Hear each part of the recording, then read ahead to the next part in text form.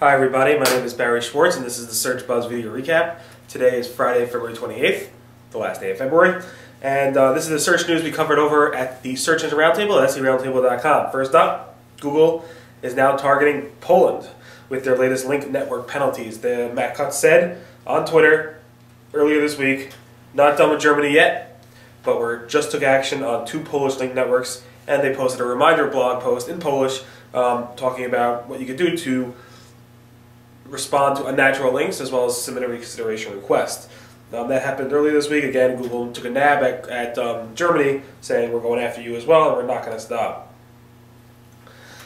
Earlier this week we reported how a site called slashfilm.com, which is a popular movie-related blog, said that his site, and he said right over here, if you can see over here, and Matt Cutts, any ideas why so many movie blogs are losing more than half of their Google traffic this past month?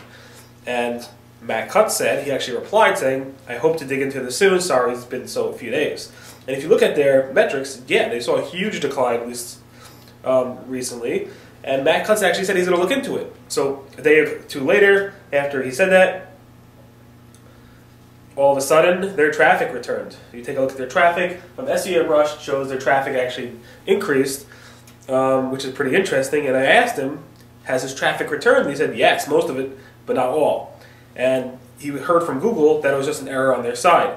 I actually went back to him, and I actually said, you know, did you come back the day after? He said all of it pretty much came back, so that's good news. And other sites as well, like Screen Rant is another movie blog, saw the same type of pattern in terms of their traffic coming back. Google told us, Matt Cutts told us specifically, this was a transit issue that affected a small number of sites. The issue is now fixed. That's all they said. They didn't tell us what's going on. So there was some type of bug that Google fixed related to maybe movie blogs or other blogs as well. Sorry.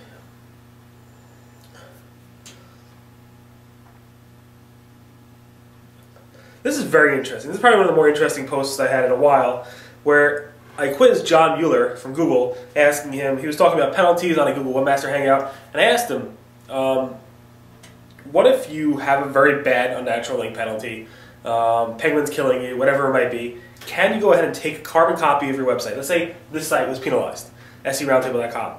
All I did was take the site, seroundtable.com, and put it on seoroundtable.com, or put it onto a, I don't know, barryschwartz.com. But I kept everything exactly the same.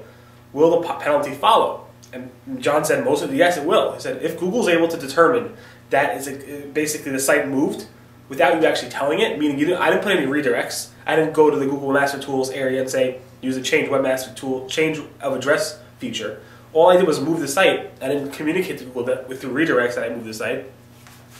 Google may indeed figure out that the site has actually moved based off of it finding an exact carbon copy of the site somewhere else.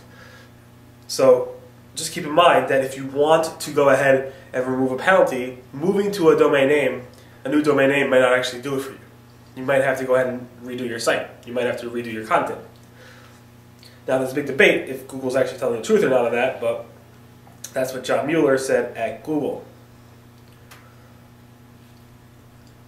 So, Matt Cutts.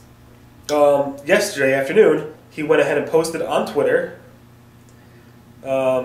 basically asking people to go ahead and post samples of sites that are not ranking, that the scraper site, sites that are getting scraped, Matt Cutts wants you to actually go ahead and post examples of scraper sites that are outranking the original source. So he wants you to post the original source, scraper site, and the search result URL that actually showing the scraper outranking the search result. So I found this to be hilarious. John Dunn from Dan Barker went ahead and posted a copy of Matt Cutts' tweet and then showed a response saying, all right, here's an example. Google stealing content from Wikipedia, outranking. So Google's outranking Wikipedia for a scraped piece of content. Anyway, I assume this means that Google is working on updating or coming out with a new algorithm to try to give the original source more of a boost somehow. So they're actually going to collect all this data and then make some type of algorithm around it. In 2011, January 2011, Google actually came out with a scraper algorithm that came right before, like a month before Google released the Panda update. So I guess we'll see stuff on there. Google's Matt Cutts posted a video basically saying, answering the question, should I focus on clarity or jargon when writing content? Should I be more technical and scientific in my content, or should I be more basic and explain things in a more easier fashion? Matt Cutts said, if I had a choice, pretty much go with clarity, make it easy for people to understand. Obviously, if you want to get into those details, you can, but first make it easy for people to understand, because one, the searcher searching it will probably find it through a much more basic query, unless it's obviously a scientific query, and so forth. So definitely be more basic when it comes to writing your content if you want. Another video from Matt Cutts saying Google, basically images have something called EXIF data. It basically has data about where the image was taken, what camera took it, all this type of information about the image itself has tons of data behind the image. Now, somebody asked him, does Google use this for ranking purposes? Is this in the ranking algorithm? And Matt Cutts said, we reserve the right to use it. So maybe they do use it, maybe they don't. That's not really a real answer, but I assume they use it on some level. This is interesting. Dwayne Forrester from Bing wrote a blog post late last Friday, basically saying and implying strongly that Bing looks at grammar, and poor grammar may lead to actually poor rankings. Let me quote you something. If you as a human struggle to get past typos, why would an engine show a page of content with errors higher in the rankings when another page of error-free content exists to serve the searcher? And he goes on to give examples of, poor grammar shouldn't rank as well, he's basically saying, and the algorithms are able to figure it out. People are saying that's not true in practice. Bing doesn't actually practice that, but if he's saying that, maybe they will practice that soon if they're not.